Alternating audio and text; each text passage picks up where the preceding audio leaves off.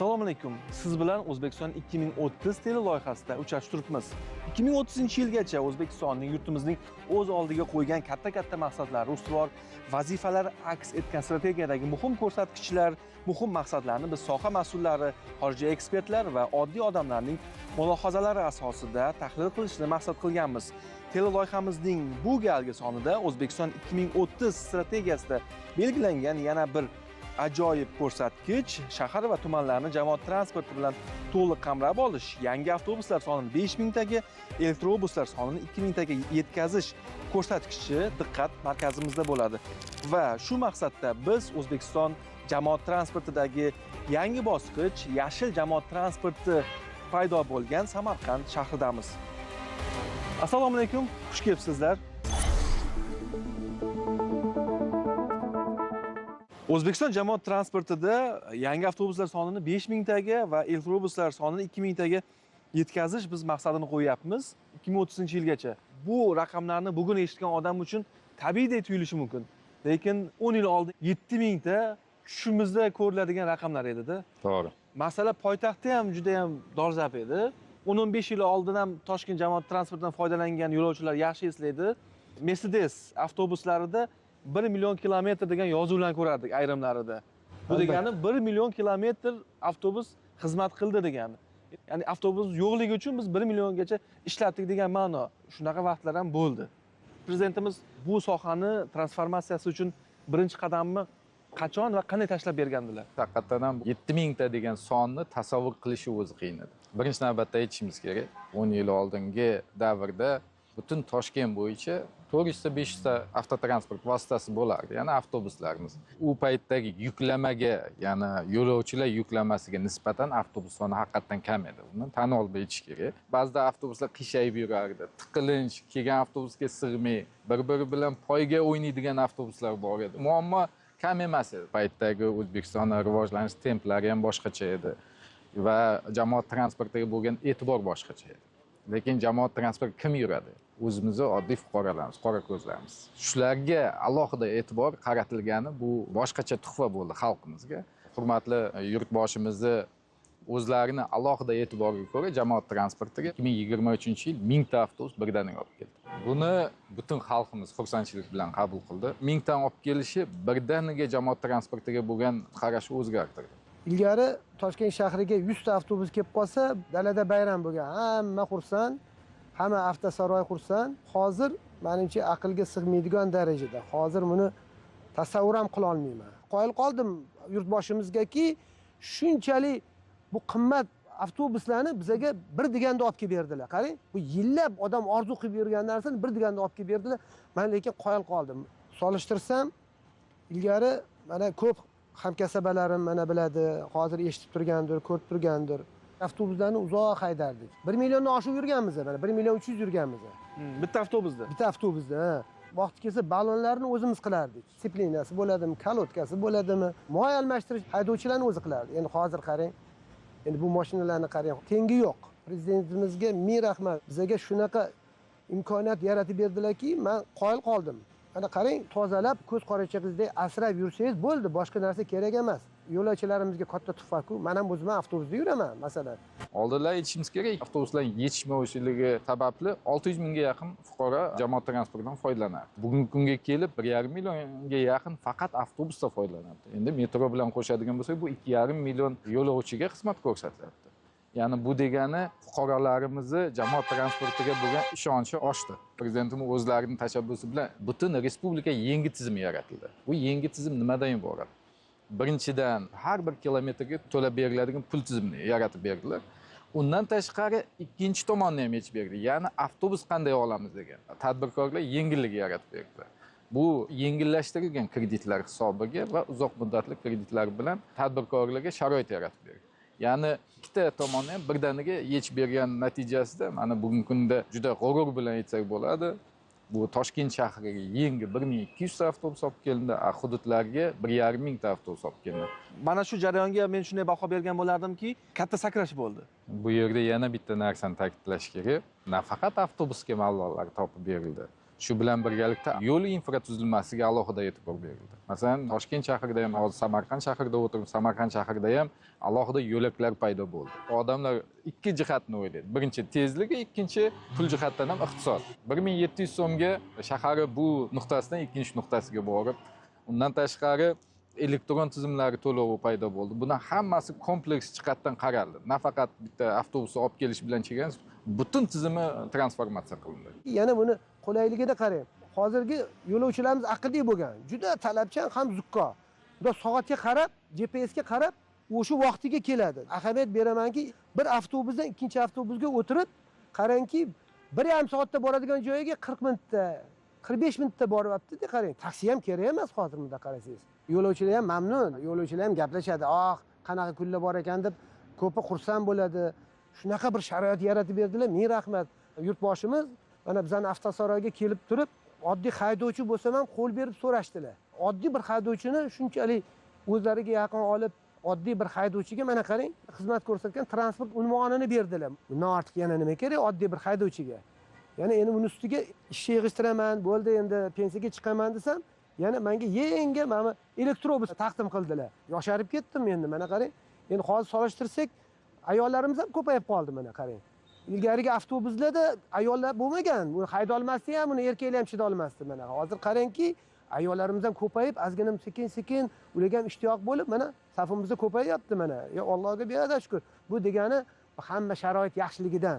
Avtobuslarni yetkazib beruvchi kompaniya vakilining ham fikrlarini tinglasak, bugungi kunda Xitoyni aynan shu yo'nalishdagi gigant kompaniyalari bilan hamkorlik qilyapmiz va ularning orasida vakillardan biri Yutong Basdan janob Li ishtirok etyaptilar. Assalomu alaykum. Assalomu alaykum. Добрый день, господин. Xayrli kun, janob Li. Dastlab bizga O'zbekiston bilan bugungi hamkorlik darajasi haqida so'zlab bersangiz. Но, честно говоря, в 2013 году Yutong Rail Rostini aytsam, Yutong O'zbekiston bilan jamoat transporti sohasidagi hamkorlikni 2013-yilda boshlagan bo'lsa, so'nggi yillarda bu hamkorlik har tomonlama jadal rivojlanish bosqichiga o'tdi. Hamkorlik ko'lami sezilarli darajada kengaydi. 2019-yilda biz 168 ta avtobus uchun shartnoma tuzdik. Shundan so'ng dastlab 20 ta elektrobus sinov tariqasida O'zbekistonga, Toshkentga olib kelindi. Elektrobuslar poytaxtda 1 yil davomida sinovdan o'tkazildi. Keyin 2023-yilda biz jami 800 ta avtobus yetkazib berdik. Ulardan 300 tasi elektrobus va 500 tasi tabiiy gazda harakatlanadigan avtobuslar. Shu bilan birga Samarqand jamoat transporti uchun mo'ljallangan elektrobuslar uchun tenderda ham g'olib chiqdik. 2023-yilda 6 ta 10,5 metrli avtobus taqdim etdik va shundan keyin 2023-yilda qolgan 94 tasini olib keldik. Hozirgi kunga kelib O'zbekistonda 620 dan ortiq Yutong elektrobuslari mavjud. Bu yangi elektr texnologiyalari sohasidagi hamkorlikning yangi bosqichi deyish mumkin. Вместе доработаем, и дальше можно быть в другой областях, у них тоже есть требования про электробус. Albatta kelajakda biz hamkorlikni davom ettirmoqchimiz. Hozirda boshqa viloyatlarda ham elektrobuslarga talab paydo bo'lyapti. Biz Toshkentdagi 12 metrli va Samarqanddagi 10,5 metrli avtobuslardan tashqari boshqa viloyatlar uchun 10 metrli elektrobus namunasini ham olib keldik. Barcha viloyatlarda ekspluatatsiya qilindi. Agar tashuvchilarimizga ma'qul kelsa, biz barcha viloyatlarga 10,5 metrli va 9 metrli avtobuslarni ham taqdim etamiz. O'zbekistonda yashil transportga o'tish jadallashmoqda. Biz bu borada O'zbekistonning asosiy hamkori sifatida yangi energiya manbalarida harakatlanuvchi yanada mukammal jamoat transporti tizimini yaratishga yordam berib, transport vositalariga xizmat ko'rsatish, zaryadlash infratuzilmasini qurish, haydovchilar va texnik xodimlarni o'qitish masalalariga e'tibor qaratamiz. Aqlli va yashil transport deb ayta olamiz. Ha, shunday deyish mumkin. 1000 ta avtobus olish bo'yicha hurmatli prezidentimiz tomonidan topshiriq berilgandan keyin Xitoyga ishchi guruh yo'llandi. Eng yirik avtobus zavodlariga borib, mana bizga 1000 ta avtobus kerak deganda, ko'plari bunga 1 yil kerak degan so'zlarni aytgan. Bunaqa zakazni hech qaysi kutmagan. Hammasi hayron bo'lgan. Xitoyda gigant kompaniyasi uchun 1000 ta juda katta raqam. Albatta, bitta davlatdan kelib birdan 1000 ta zakaz qilishi bu katta raqam. Xitoy bugungi kunda avtobusi eksport bo'yicha dunyoda birinchi o'rinda. va eng yirik gigant kompaniya bu Xitoyda joylashgan hozirgi kunda. Shunda hammasi bilan kelishib, O'zbekiston uchun Yevropa standartlari bilan eng mukammal qilib chiqarish zakaz berilgan. Bugungi kunda eng ko'p avtobus olib kirgan kompaniya bu Yutong, ikkinchisi Zhongtong, undan keyin Aziastar. Bizlar ham hammasini bitta kompaniyaga qarab qolmadik. Ya'ni har xil tadbirkorlarimiz o'zi xohlagan kompaniya bilan hamkorlik qilyapti. Ya'ni bugungi kunda 8 tadan oshiq brend bilan hamkorlik qo'yilgan yo'lga. Barcha eng yirik ishlab chiqaruvchilar O'zbekiston bilan hamkorlik qilishga ishtiyoqi juda baland va 3000 dan oshiq yangi zamonaviy avtobuslar yaratib berilgan imkoniyatlar asosida kelgan.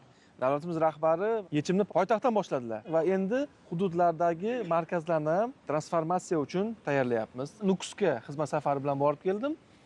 Nukusda ham yangi avtobusdan guvoh bo'ldim. Ularning orasida elektrobuslar ham bor ekan, misol uchun, yoki transformatsiyani biz vodiyda ham guvohi bo'lishimiz mumkin. Andijonga juda katta partiya olib kelindi yoki mana hozir turgan lokatsiya Samarqandda 100 ta elektrobus Samarqand jamoat transporti uchun ham tarixiy voqea deb bemalol ayta olamiz. Qanday o'zgarishlar kuzatildi? Davlatimiz rahbarining tegishli qarorlariga asosan Samarqand shahri uchun 100 ta elektrobus olib kelindi. 10,5 metrlik elektrobus bo'lganligi sababli bugungi kunda 10 ta yo'nalishdan 9 ta magistral yo'nalishlarga joylashtirildi. Hozirgi kunda xalqimiz juda ham rozi. Aholiga nima qulaylik bo'ladigan bo'lsa, hamma sharoitlar yaratilgan. Sentyabr, oktyabr oylarida yana 50 ta elektrobus kelishi, o'zi dastlab hujjat xarajatlari boshlangan. Bu loyihaning ikkinchi etapi 250 ta edi va davlatimiz rahbari mana shu korxonaga kelib 250 ta emas, Samarqand uchun bu kam. Ya'ni 500 ta elektrobus olib kelasizlar degan vazifani qo'ydilar. Va Samarqand shahrini to'liq elektrobuslashtirish rejalashtirildi va 100% yashil transport bo'ladi. 100% yashil transportga o'tkazish maqsad qilib olindi. Buni tagida juda katta mehnat yotibdi. Elektrobuslar ishga tushgan yo'nalishlarimizda intervalimiz pik vaqtlar 12-14 minutgacha bo'lyapti va 100 ta elektrobusimizni o'zidan 150 ming, 200 ming aholi tashiladi. Bahodir aka, samarqandliklarning kayfiyatini qanday o'zgartirdi mana shu loyiha? Juda ham tahsinga sazovor. Bu loyihalarni taqdimoti o'tkazganda to'g'risi ikkilanganlar ham bo'lgan edi. Qanday bo'ladi? Lekin yo'l infratuzilmasi bilan birgalikda olib borilishi bu juda ham katta narsa. Bu O'zbekistonning iqtisodiy salohiyati yuksakligidan davlat beradi. Chunki bizlar boshqa xorijiy mamlakatlarning shunaqa salohiyatiga havas qilardik. Buni o'zimizga yetib keldi va xalqning ichida yuramiz-u, ko'pchilik aynan shu jamoat transportini tanlayotgani va aynan ekologik jihatdan talabga javob beradigan transportga masalan o'sha murojaat qilgani, bu ham o'ylaymanki, loyiha o'z natijasini amaliy jihatdan ham yaxshi beryapti. Demak, kayfiyatiga ta'sir qildi 100%. Kayfiyati juda ham a'lo. Masalan, o'zim ham havas bilan jamoat transportiga o'tiraman. Qarindoshimiz aytdilarki, agar kechqurunlari shu ishdan charchab kelsam, dam olish uchun avtobusga minamanda reysga borib qaytib kelaman. Hech narsa qilmayman, faqat avtobusda minib shu shahar aylanaman deydi. Bu deganiki yana ma'naviy jihatdan ham hordiqqa ham bu xizmat qilyapti. Turizmni rivojlanishiga ham, o'sha sayyohlarni ham qo'shimcha qulaylik yaratishiga ham katta hissa bo'lib qo'shilyapti. Gap yo'q mashinalarda.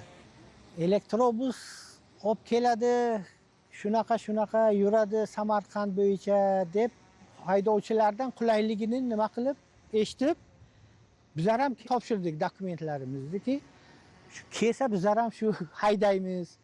Endi mana hozir kirib mazza qilib haydab yuribmiz. Bu avtobuslar zo'rmikan? Ha, zo'r, qulayligi zo'r. Yurishi ham zo'r. Xayolimga ham keltira olmayapman o'zgarishdi. Moyni almashtirishim kerak. Yo'q, to'g'rilashim kerak degan tashvish yo'qmi? Ha, yo'q, unaqa tashvish yo'q. Oldinlari bor edi, boshqa mashinalarda. Bularda hozir toza, akkuratni uydan qanday kiyimda kelsak, ana shunday kiyimda yana uyda ketamiz. Katta rahmat sizga, sog' bo'ling. Yo'llaringiz doim bexatar bo'lsin. Rahmat. Davlatimiz rahbari topshiriq qanday ijro etildi degan savolga javob topish uchun ham hududlarga tashriflarida alohida mana shu yo'nalishga e'tibor beryaptilar. O'tgan yili biz guvoh bo'ldik. Xorazmda jamoat transporti bilan tanishdilar, Sirdaryoda jamoat transporti bilan tanishdilar va bu yil Samarqandda kerakli ko'rsatmani berdilar. Transformatsiya jarayonida hududlarga ham xuddi Toshkentdagidek tizim yaratib berdi. Shuni natijasida mana 1,5 mingdan oshiq avtobus keldi bugungi kunga va bu yil ham 1000 ta avtobus olib kelinish rejasida. Ya'ni hududlardagi markaziy shaharlar to'liq Toshkentdagidek shu brutto tizimi asosida tashkil etilmoqda. Hurmatli prezidentimiz joylarga borgan, men o'zi sanab o'tdi. Undan tashqari yana Qarshi shahrida ham zamonaviy avtobuslarni ko'rib, shu yerdagi tadbirkorlarga bu qo'shimcha motivatsiya bo'ldi. Ya'ni bularni yana ham olib kelaman, ko'paytiraman. Birinchi navbatda tadbirkorlarimizda ishonch paydo bo'ldi. Agar pul tikib olib kelsam, xizmatimga pul to'lab beradi. Ya'ni brutto tizimning asosiy jihati shu. Yashirmayman. Boshida ba'zi tadbirkorlarimiz sal shubha bilan qaradi. Chunki eski davrlarda haqiqatan ham davlatdan pul olish bu oson narsa bo'lmagan. Davlat zakazi shunday tushdiki, har bir kilometrga interval saqlagan holda, tozaligini saqlagan holda va qo'yilgan talablarning hammasiga javob beradigan avtobuslarni olib kelsang, mana har bir kilometrga senga pul beraman degan tizim paydo bo'ldi. Shunga ishonib, mana ko'z tegmasin, hamma joyda yangi zamonaviy avtobuslar keldi va xalqning xursandchiligi, tadbirkorlarga bu qo'shimcha motivatsiya. 30 ta 40 ta avtobus olib kelgan tadbirkorlarimiz shu yilning o'zida keyingi 40 taga pul to'lay boshlayapti.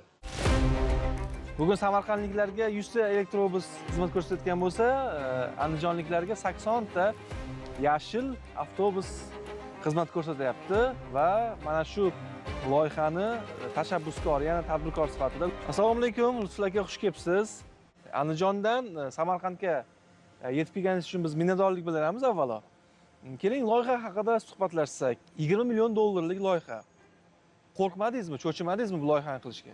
Albatta sarmoya juda katta, haqiqatdan ham 20 million dollarlik loyiha. Ochig'ini aytganda, prezidentimizning tashabbusi va ko'magi yordamida bo'layotgan loyiha bu. Juda katta yordam, kuch berilayotgan evaziga qo'rquv umuman bizga begona bo'lib qolgan. Hozirgi vaqtda Andijon viloyatiga 80 ta elektrobus olib kelgan bo'lsak, bu elektrobusni 50% kredit olganmiz. 50% o'z mablag'larimiz hisobidan. Hozirgi kunda biz elektrobuslarimizni 5 ta yo'nalishi bo'yicha aholiga xizmat ko'rsatyapmiz. Bir kunda 50 mingta yo'lovchini o'z manziliga yetkazyapmiz. Elektrobusimizda talab juda ham yuqori bo'lib ketgan, yo'lovchilardan juda chiroyli, komfort, qulaylik, sifatli, chiroyli xizmat ko'rsatish. Har bitta bekatlarda to'xtashda ishorasini beruvchi ovozlar joylangan. Yo'lovchilar uchun qulaylik, shuning uchun fikr mulohazasi juda ham zo'r. Elektrobusimiz yangi modelda bo'lgani uchun umuman boshqacha qulaylik, o'zini boshqacha emotsiyada qabul qiladi. Andijon viloyatida hozir 4 ta elektrobus parki barpo etilyapti. 3 tasi hozirgi kunda bitkizilib ishga tushirildi. Yana bir parkimiz barpo etilyapti, zamonaviy ko'rinishda, futuristik dizaynda barpo qilganmiz. Juda ham chiroyli. Turizmni rivojlantirishga ham bu ta'sir qiladi. Yoki davomi ham bormi rejalar? Davomi ham bor albatta. Bu loyihamizni rejamizda bor. 2027-yilda boshlarigacha 2026-yil oxiriga, ya'ni yana 100 ta elektrobus olib kelish, aholiga chiroyli xizmat ko'rsatish. Chunki hamma hozir ko'ryapsizki, elektrobusni yoki da elektromobilga talab yuqori, hamma yaxshi ko'radi. Shuning uchun yana biz ko'paytirmoqchimiz, aholiga xizmatni zo'r qilish. Hozirgi kunda xitoylik avtobus ishlab chiqaruvchi zavodlar O'zbekistonda ishlab chiqarishni tashkil etishni o'ylab yuribdi. Shunchalik bizlarga jamoat transportiga bo'lgan talabi kuchliligi, e'tibori kuchliligini inobatga olib, undan tashqari nafaqat xitoylik, xabaringiz bor, Samarqand shahridagi oldingi Isuzu avtobus ishlab chiqaruvchilarni katta qismini turkiyalik Anadolu Isuzu kompaniyasi sotib olib, yana jamoat transportiga yetkazadigan avtobuslarni ishlab chiqarishni yo'lga qo'yishi rejalashtirilgan. 2027dan boshlab u yerda ishlab chiqarish. Undan tashqari Andijon shahrida ham elektrobusni ishlab chiqarishni yo'lga qo'yish rejalashtirilgan. Andijonning o'zida ham Davlatimiz rahbari juda katta kuch beradi. Shu kuch bergan evaziga Xitoy Xalq Respublikasi Campbell kompaniyasi bilan biz hamkorlikda ishlayotganimizda mana elektrobusda ular bilan muloqot o'tkazilgan, kengashganmiz. Andijonda hozirgi kunda hamkorlikda elektrobusni ishlab chiqarish zavodi qurilmoqda. Yaqin oylarda albatta bu ishga tushadi va O'zbekistonga yoki da O'rta Osiyoga sotishni biz reja qilganmiz. Loyiha qiymati bu ham 20 million dollar.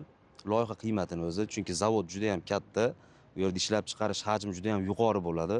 Hozirgi kunda mana yangilik qilib aytsak bo'ladi, 1000 ta elektr avtobusga buyurtma olganmiz.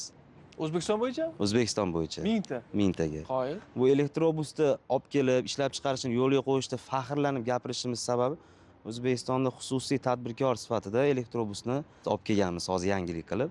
Elektr avtobuslarimizni mahalliylashtirishda bosqichma-bosqich albatta 50% ga olib chiqish va undan ko'tarish rejamizda bor. 2030-yilda o'sha maqsad qilgan 7000 ta yangi jamoat transporti uchun avtobuslarni yetkazishda Andijonni ham o'zini hissasi yaxshigina bo'ladi degan umiddamiz. Albatta, juda katta hissa qo'shiladi.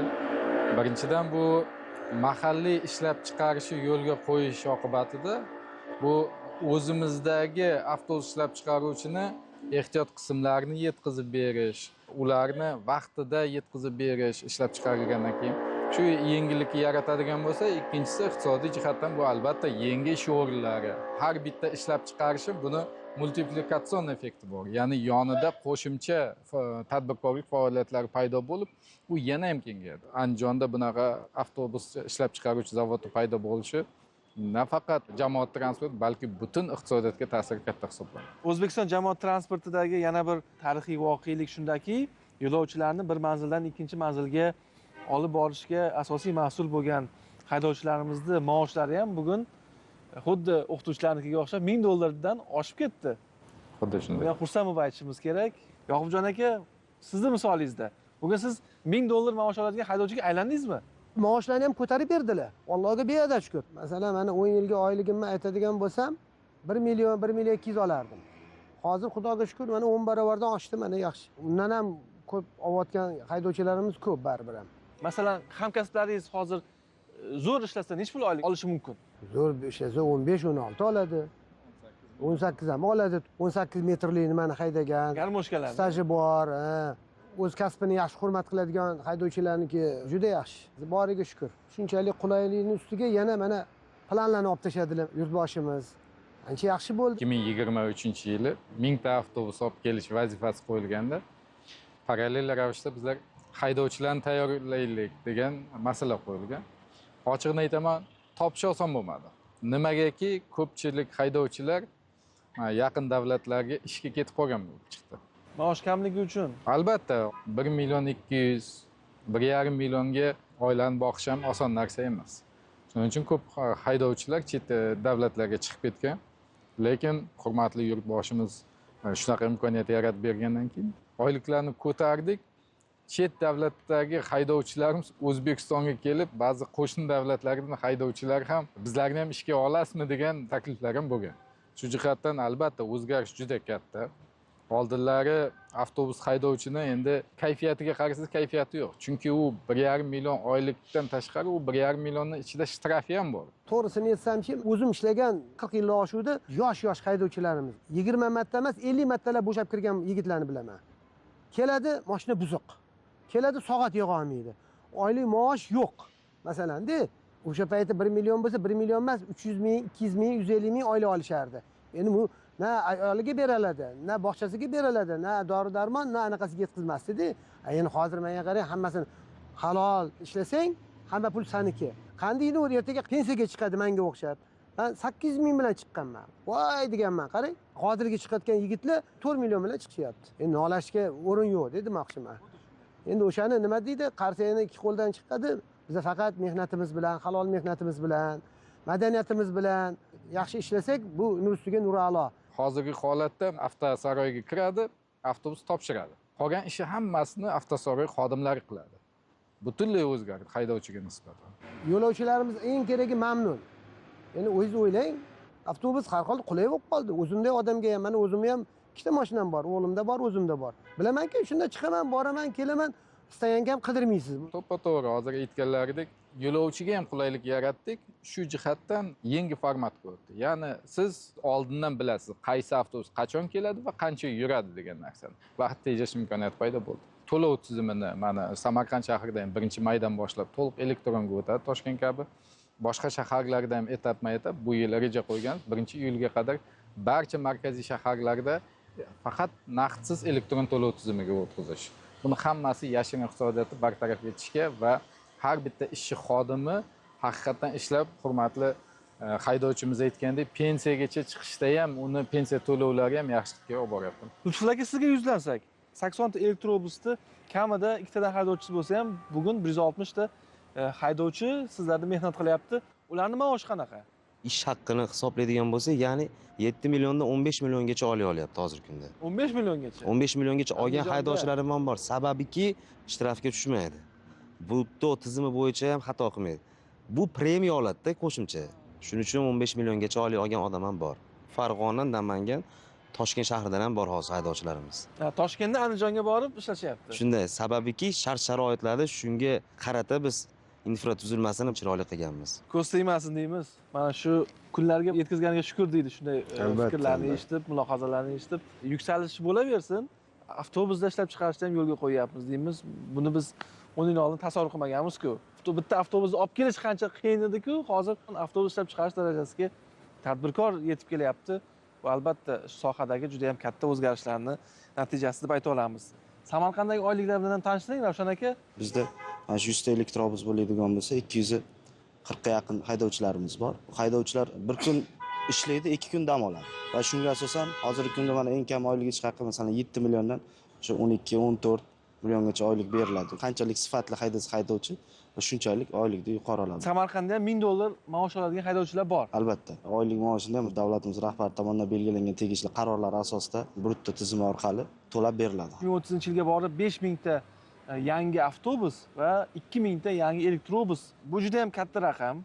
Biz buni tahlil qilib ko'rdik. Yevropa aholisiga xizmat qiladigan elektrobuslar soni 9000 atrofida ekan. Germaniyada 2500 ta, Britaniyada 1800 ta, Fransiyada 1300 ta. Shundan ham biz xulosa qilishimiz mumkinki, 2000 ta elektrobus O'zbekiston o'z oldiga qo'yayotgan bu maqsad bir davlat miqyosida ham juda ham katta ko'rsatkich. Xo'sh, bu maqsadga biz qanday erishamiz? Tahlil qilib bersangiz. O'zbekistonda hozir 3000 dan oshiq yangi avtobuslar faoliyat yuritayotgan bo'lsa, bu yilni o'zida rejamizda 1000 ta bu hududlarga olib kelish hamda 200 ta elektrobus Toshkent shahriga olib kelish bo'ladigan bo'lsa, O'zbekistonda ishlab chiqarishni yo'lga qo'yayotgan tadbirkorlarimiz bor. Hammasini kompleks oladigan bo'lsak, bu 7000 taga yetish qiyin emas, chunki bugungi kundagi tadbirkorlardagi bu shijoat bilan bir-biriga raqobatlash bo'lib boshladi. Dastlabki etapda biz ochiqcha aytamiz, tender ochganda ishtirok etadigan tadbirkor yo'q. Bugungi kunda bitta tadbirkor ikkinchi tadbirkor bilan raqobatlashib boshladi. Mana yaqin kelajakda bu 2030 kutmasdan xudo xolasa u 7000 degan songa yetish va undan 2000 tasi elektrobus qilish imkoniyati bemalol mavjud, chunki barcha sharoitlar yaratilgan. Nukus shahrida bugun elektrobuslar paydo bo'ldi. Hozir o'tirgan Samarqand shahrida, Andijon shahrida nafaqat poytaxt bilan cheklanib qoladi, balki hududlarda ham elektrobusga bo'lgan qiziqishlar oshib boryapti. Chunki elektrobusi kun davomida qo'shimcha yoqilg'i yoki boshqa moylash ishlarini amalga oshirish shart emas. Kechqurun keldi, ishi tugatgandan keyin zaryadga qo'ydi, ertalab bemalol chiqib ketdi. Undan tashqari buni ekspluatatsion xarajatlari juda ma'qul kelyapti tadbirkorlarimizga. O'zbekistonda esa yashil energiyaga bo'lgan e'tibor, bu nafaqat oldin importyor, energiya importyor davlat bo'ladigan bo'lsak, bugungi kunda eksportyor davlat. Agar iboraviy so'zda aytadigan bo'lsak, yashil energiyani yashil transportga ishlatamiz. 26-yilda qaysi hududlarimizda yana elektrobuslar paydo bo'lishi mumkin? Andijon hududida qo'shimcha elektrobuslar olib kelinishi nazarda tutilyapti. Bundan tashqari Samarqandga qo'shimcha keladi. Namangan hamda Farg'ona viloyatlarida rejalashtirilyapti. Nukus shahrida dastlabki to'lovlarni qilib shartnomaviy munosabatda elektrobuslar ishlab chiqarish jarayonida. Ya'ni deyarli barcha hududlarimizga kelishi rejalashtirilmoqda. Bular ham million kilometr yurishi mumkin. Lekin bularni yengilash mexanizmi ham ichida yo'q. Yana yangi yaratilgan tizim bu avtobuslarni amortizatsionlari har 5 yilga bo'lgan holda uni yengilash uchun ham korxonaga imkoniyat yaratib beriladi. Yana 5 yil ichida pulni to'plab, yana yangi avtobuslar olib kelish, sonni ko'paytirish jihatdan bu yangi imkoniyatlar tadbirkorlarga ham va barcha tashuvchilarga imkoniyat. Bu degani xalqimizga har 5 yilda yangilanib boradi bu avtobuslar. Har 5 yil, 7 yilda yangi yo'nalishlar paydo bo'ladi. Qamrov darajasi oshadi degan ma'noni beradi.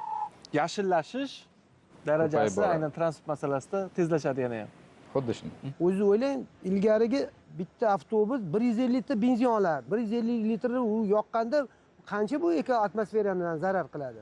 Endi hozir qarang, elektrobusda hech qanaqa salarka kerak emas, gaz kerak emas. Masalan, hozir jonli rohatida ekologiyaga ham 60 yashasam 70 yil. Bu bizani umr rixsimizga rix beryapti deyman, bunda qarasangiz. Faqat shu ishdan keyin tashiysan, zapravkaga qo'yishadi. Biz qo'limizni urmaymiz. Xuddi hali bir ministr shoferiga o'xshaysan-da, bunda qarasangiz. Juda afzalligi ko'p-da. Endi shunday narsani bizga olib berganlaridan keyin endi menimcha bundan boshqa mehr bo'lmasa kerak. Prezidentimizga ming rahmat. Bu 3 yilda, 4 yilda bo'layotgan narsa shuncha mashina olib beryaptilar. Yana keladi deyaptilar. Qarang, bu degani nur ustiga nur aloqi, bu kichkina mablag' emas. Hozirgi kunda hisoblaydigan bo'lsak 800 ming atrofida gaz ketadi. Uni dizel yoqilg'ida oladigan bo'lsak, bu ko'rsatkich 1 milliondan o'tadi. Bu elektrobuslar uchun oladigan bo'lsak, bir kunda 250 ming, maksimum 300 ming atrofida elektr energiya ketadi. Bu ko'rsatkich 3 barobar farq qiladi. 2,5-3 barobar ekonom bo'ladi. Elektrobuslarga nima uchun alohida urg'u berilmoqda? Yashil transportga bugungi kunda bitta avtobus kuniga o'rtacha 1000 ta odam tashiydi. 1000 ta odamdan 200 ta 300 tasi o'zini shaxsiy avtotransporti bor odam deb hisoblaydigan bo'lsak, bitta elektrobus kuniga 300 ta avtotransport vositasini shaharda yurishini oldini oladi deylik. Agar 100 ta elektrobus yuradigan bo'lsa, bu 30 ming ta degani. Undan tashqari dizel yoqilg'isi yoki benzinda yuradigan, ulardan chiqadigan PM2,5 zaharli moddalar, undan tashqari tirbandlik keltirib chiqarishi, buni hammasi kompleks olganda elektrobuslar iqtisodiy jihatdan juda samarali hisoblanadi. Ya'ni davlatning ekologiyaga bo'lgan munosabati umuman o'zgargan hozirgi kunda, chunki bugungi kundagi ekologik vaziyatlarni inobatga olib, bu transport sohasiga ham transportdagi yuklamalarni yengillashi, yo'ldagi yuklamalar, bu tirbandlikda turdi degani, bu yana qo'shimcha yoqilg'i yoqiladi degani. Shuning uchun albatta 2000 tani oladigan bo'lsak, 600 mingdan oshiq avtotransport vositasining yurishini kamaytiradi degani. Да, электробус, конечно, экологически много помогает. Albatta elektrobus ekologiyaga katta yordam beradi. Bizda shunday statistika bor. Butun dunyo bo'ylab 220 mingdan ortiq elektrobus sotilgan. Shu tufayli gaz chiqindilari hajmi 29 million tonnadan ko'proqqa kamaydi va hisob-kitoblarga ko'ra bu 140 ming gektar daraxtga tengdir. Ha, shunday iqtisodiy samara va ekologiyaga ham yordam beradi. Markaziy Osiyoda O'zbekiston biz uchun eng asosiy hamkor. Markaziy Osiyoda bizning qariyb 1000 ta elektrobusimiz bor. Faqat O'zbekistonning o'zida esa 600 tadan ko'p. Jahon miqyosida ham bu aytish mumkinki, ilg'or o'rinlarda. Bu shuni anglatadiki, O'zbekiston Yutong uchun eng muhim bozorlardan biri. Shuningdek, Markaziy Osiyoda yashil transport darajasi eng yuqori bo'lgan mamlakat. Kelajakda ham birgalikda rivojlanishni istaymiz va transportlarni birgalikda elektrobuslarga almashtiramiz degan niyatdamiz. 2030-yilga borib 5000 ta yangi avtobus, 2000 ta yangi elektrobusni tizimga qo'shadigan bo'lsak, tizimda qanday o'zgarish yuz beradi? Birinchi navbatda jamoat transporti avtobusi ko'payishi yo'lga yuklamani kamaytiradi. Ikkinchisi, hurmatli prezident topshirig'i bilan hozirgi olib borilayotgan aglomeratsiya hududlari, ya'ni masalan bu Samarqand shahrida o'tiribmiz. Hozir Samarqand shahrining atrofidagi hududlardan Samarqand shahriga kirib keluvchi aholi juda ko'p. Ularga qulayliklar yaratish oqibatida hududlardan kirib keluvchi avtotransport sonining kamayishiga olib keladi. Undan tashqari har bitta avtobusga 2,5 ta 3 ta haydovchi hisoblanadigan bo'lsa, bu albatta bu yangi ish o'rinlari degani, yangi avtosaroylar degani. Har bitta avtosaroyda u haydovchilardan tashqari xizmat ko'rsatuvchi xodimlar sonini oladigan bo'lsak, bu ancha katta yangi ish o'rinlari degani. Kamida $1000 25 ming ta ish o'rni. Kamida $1000. To'ppa-to'g'ri aytdingiz. Undan tashqari albatta bu avtobuslarni olib kelishi birinchi navbatda ekologiyaga ta'sirini kamaytiradi. Nogironligi bor fuqarolarga ham e'tibor qaratiladi. Mana hozirgi zamonaviy avtobuslarda bizlar texnik topshirig'ida alohida urg'u bergan bu nogironligi bo'lgan shaxslarga. Ya'ni nogironligi bo'lgan shaxslarga avtobusni o'zida ham chiqishi oson. Ya'ni kolyaskada yuradiganlar bor, boshqa. Ya'ni inklyuziv jamoat transportiga aylandi desak bo'ladi. 7000 ta avtobus bilan O'zbekiston bo'ylab bir kunda biz jamoat transportida nechta yo'lovchini tashishimiz mumkin bo'ladi o'rtacha prognoz? 7 million degani. 7 million. 1000 tadan hisoblaydigan bo'lsa, 7 millionga yaqin aholini tashlasak bo'ladi. Aglomeratsion hududlardan kirib keluvchi, Toshkent misolida juda bu yaqqol ko'rinadi. Toshkent shahriga 300 mingdan oshiq avtotransport vositasi faqat hududdan, Toshkent viloyatidan kirib keladi. Bu agar shu imkoniyatni yaratadigan bo'lsak, buni kamida 70% ni bartaraf etsak bo'ladi. Chunki siz gazga yoki benzinga pul to'lab hamda shaharda parkovka qidirib yurganingizdan ko'ra 2000 so'mga elektron to'lov bilan o'tirdingizda kerakli nuqtaga yetib bordingiz. Ya'ni bu qulayliklar hammasi faqat jamoat transportdan foydalan deganga da'vat etyapti va shunga qarab turib imkoniyat yaratadi. Eng asosiysi bu vaqt tejalishi. Reja bo'yicha chiqasiz, avtobus nechida kelishini bilasiz. Shu bilan birgalikda avtobusi xususiy shaxsiy avtotransport vositasiga qaraganda tezroq yurishni bilasiz. Shu sababdan o'ylaymanki, jamoat transport tizimi O'zbekiston butunlay o'zgaradi. Oldinlari aytardik, Yevropada unaqa ekan, u yerda bunaqa ekan deb. Lekin yaqinda Samarqandda bo'lib o'tgan juda katta tadbir bo'ldi, UNESCO tadbiri. U yerda ham 3000 dan oshiq mehmonlar keldi. Mehmonlar lol qolyapti. Nafaqat avtobus, elektrobus yuribdi Samarqand shahrida. Bu poytaxt emas. Samarqand shahrida elektrobuslar yurganini ko'rib, juda ijobiy fikrlar bildirib, ularning bahosi biz uchun yana ham shijoat beradi, yana ham ishlashga, yana ham bu sohani rivojlantirishga o'ylaymanki, bugungi kundagi jamoat transportidagi tadbirkorlar ham bizlar bilan birgalikda harakat qilishyapti va bu natijalarga 2030 kutmasdan ham erishamiz degan umiddaman. Rivojlangan davlatizam olib berolmaydigan narsalarni mana shunchalik O'zbekiston xalqiga taqdim qilyaptilar. Bu juda ham kuchli narsa. Buni men tasavvur ham qila olmayman buni. Endi o'zingiz o'ylang, komfort u bunday qarasangiz endi. Hali bu boshlanishi. Bu boshlanishi. Hali kelajakda bundan ham zo'rib ketadi. Keyin men bitta iltimosim bor ediki, yurtdoshlarimizga, hamkasblarimdan ham iltimos qilaman, haqiqatan shu avtobuslarni yurtboshimiz shuncha mablag'ga olib berdilarmi, avtobusni ko'z qarachig'imizda avaylab, asrab haydasak, o'zini uyidagi, o'zini mashinasida avaylab, azizlab yursa, menimcha bu avtobusda 20 yilda ham eskirmaydi. Bu haydovchilarimiz ishlayveradi menga o'xshab mana. Ko'rdingizmi? Yaxshi bo'lgancha keta olmadim, bo'lmasa ketib yuborardim o'zi. Xudoga beadad shukr. Bir-birimizni azizlasak, bu hamma islohotlar nur ustiga nur a'lo. O'zbekistonga ko'z tegmasin. O'zbekiston juda bir boshqa davlat mana. Xudo xolasa bu boshlanishi bu. Bundan ham aziz, bundan ham zo'r ketadi mana. Yurtboshimiz boshlig'ida qarang, shunchalik islohotlar bo'lyapti. Men navaralarim ko'rsin, bolalarim ko'rsin mana. Alloh ish qilib nazardan qoldirmasin. Lekin hammasi nima o'zimiz qo'limizda. Baxt ham, yomonlik ham, yaxshilik ham. O'shaning uchun avvalambor hammamizga Allohim bergan ne'matini azizlab, avaylab yurish bizga munosib aylasin. Lutfulla aka, Andijon jamoat transportini qanday ko'ryapsiz 2030-yilga borib?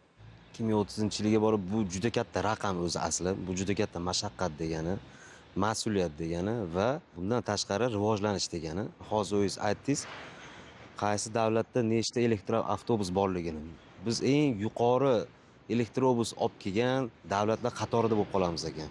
Birinchi o'rinda, ikkinchi o'rinda tirbandlik kamayishi, zararli chiqindilar kamayishi, elektr avtobusda yurish haqiqatda qulayroq.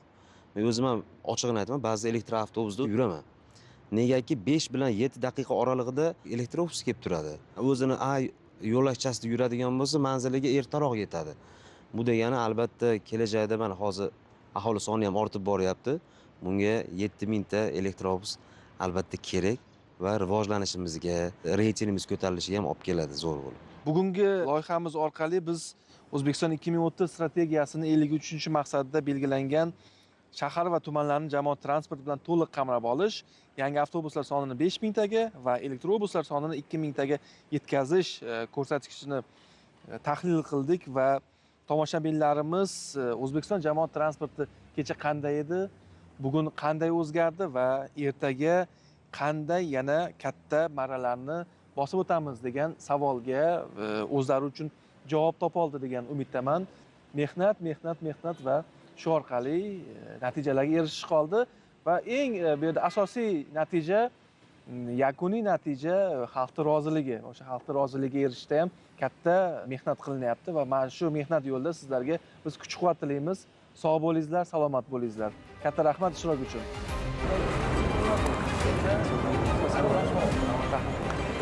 Rahmat. Nomzod aka, rahmat sizga. Sog' bo'ling. Rahmat. Ularga kelgan rahmat.